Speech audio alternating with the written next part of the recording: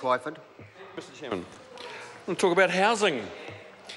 The really intriguing thing about this government's handling of the housing issue has been that in the face of a crisis that's got worse and worse over the last few years, all we've seen from the Minister Nick Smith since he became the Minister 2.5 years ago is a series of grudging half measures.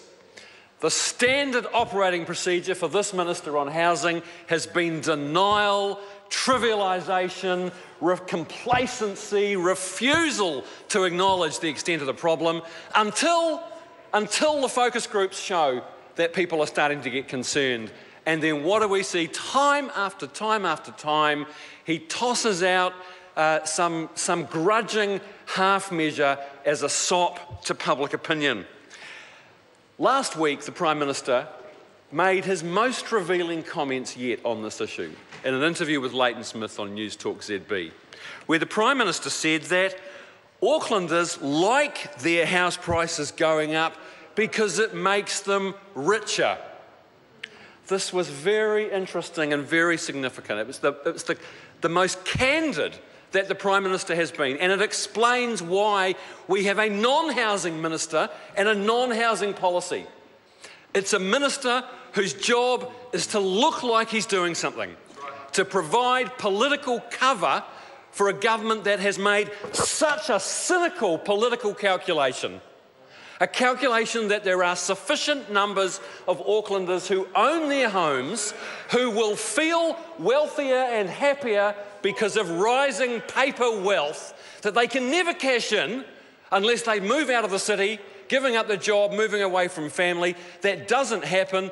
They know that, but they are content to make that calculation that there are enough homeowners who feel they are getting wealthier because of skyrocketing house prices, and in doing so, they will throw under the bus the 50% plus of Aucklanders who do not own their own home, who rent.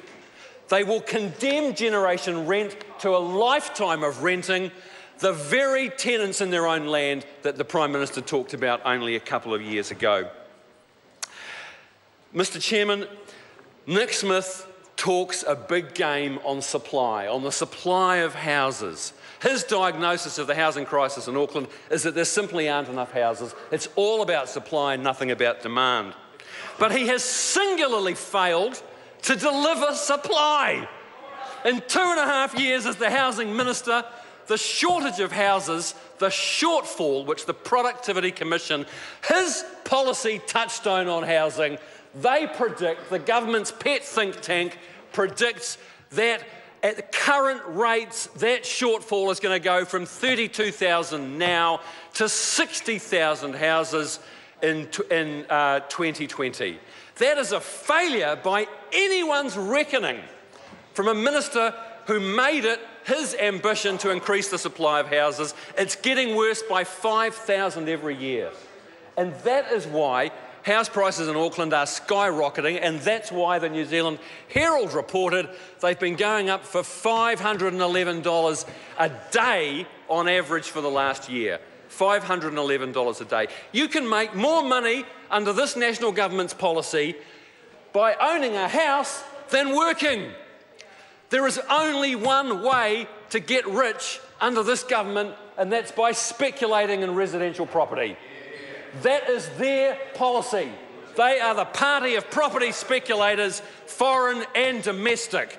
That's who they stand for, and the Prime Minister's comments revealed very clearly that they are selling out New Zealand, they are selling out young Kiwi first home buyers because they don't care.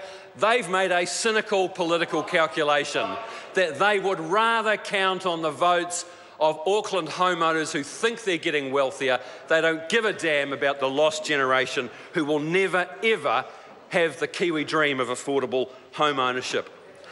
The crown and glory of Nick Smith's tenure as Housing Minister so far has been his Auckland Crown land fiasco it's hard to choose which is the real fiasco. But documents released under the Official Information Act the other day revealed exactly what everybody knew. His policy, his budget policy on developing vacant Crown land for Auckland housing was rushed. The Treasury said it was almost too late. It was past the deadline, and we know why, because Bill English's office said, Mr Chairman... Derek Bull. I'm calling Derek Bull.